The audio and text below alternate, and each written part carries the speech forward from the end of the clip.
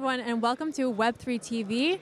I'm Lisa Amnegard, and today we are at the Future Sustainability Forum, hosted right here in Dubai. Joining me right now is Pijus Kar, who is the principal consultant at NetCarbon Vision, a digital technology provider and management company for carbon emission management. So thank you so much for joining me. Thank you, Lisa. How are you today? I'm good. How are you? And you're I'm fine, thank you. And you're one of the speakers. So Can you tell me, why did you decide to showcase here today? See, given the current spectrum of this particular sector, when I say this sector, I mean hard to abate sector and carbon management initiatives taken by different clients, we felt that leveraging AI and digital technologies can really fast track their energy transition process, right?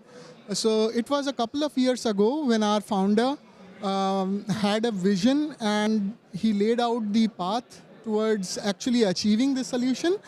So right now, 2 years later, we have a fully functional product and we have quite a healthy pipeline of clients in this region across MENA and in India. Mm-hmm. So looking forward to contributing to the global decarbonization journey for hard to abate sector industries. And carbon emission management is very important in today's goals, sustainability goals. So can you tell me a little bit more about what Carbon Vision does and how you're helping companies? Okay, so NetCarbon Vision, basically what we do is across the process industries, critical process industries, we first of all collect the data which are contributing towards emissions and which are denoting the different KPIs across their processes. We collect those data. First thing, the bare minimum activity that needs to be done is to realize the fact what is the current carbon inventory, right? Yeah. Unless you measure your current carbon footprint, you cannot have a robust roadmap towards decarbonization. So that's the first thing that we do. We actually prepare the carbon inventory on a real-time basis for our clients. Now, we don't stop there. What we do is we model the critical process loops within our product.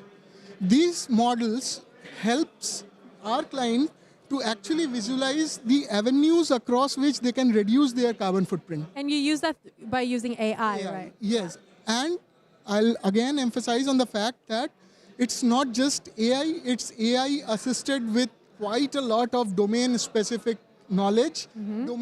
Domain knowledge is something that is infused within the product.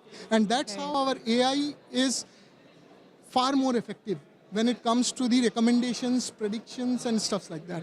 And how much more efficient is using AI for these companies? See, it's a tricky thing, right? AI, if used in a proper way, it might differ from plant to plant, but from my experience working with one of the largest iron and steel manufacturing clients in the Saudi region, we have been able to realize to the tune of, optimization to the tune of 30,000 tons of CO2 removal or reduction.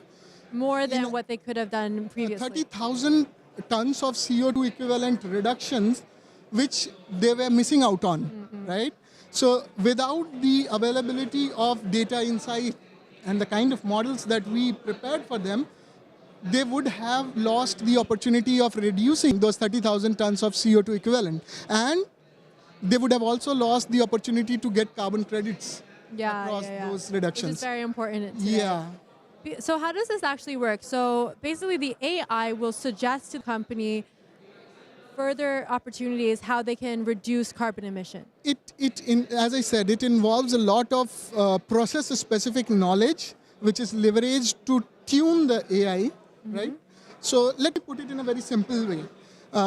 We collect data from the plant, history data, let's say 2 to 3 years of history data, and we will utilize our platform and the models, AI models, to train the process itself, utilizing those history data.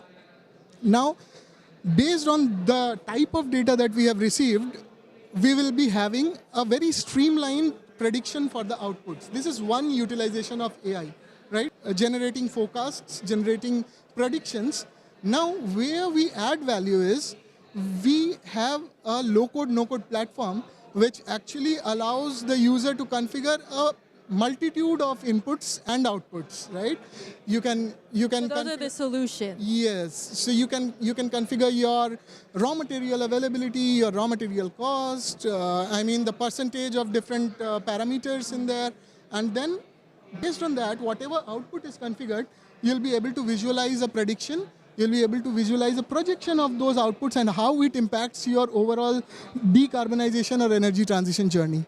And when it comes to the main challenges for most companies today, when it comes to carbon emission management, what are the biggest challenges? Good that you asked this question, actually. I would say the biggest challenge is the monetary proposition, right? Organizations, I wouldn't blame them, but they are quite driven towards profitability, production levels and stuffs like that.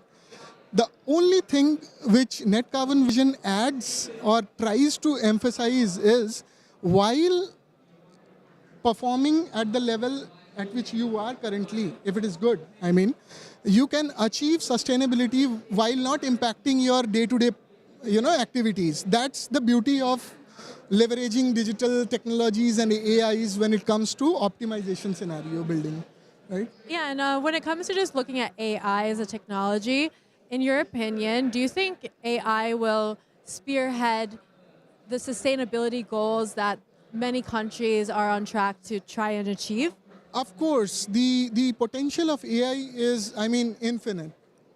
To be frankly speaking about it, the only thing which will decide the level of impact that AI has on these industries is how is it utilized, right?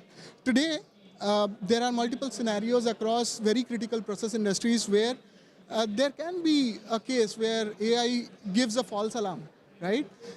That may be a result of incorrectly configuring or leveraging AI, right?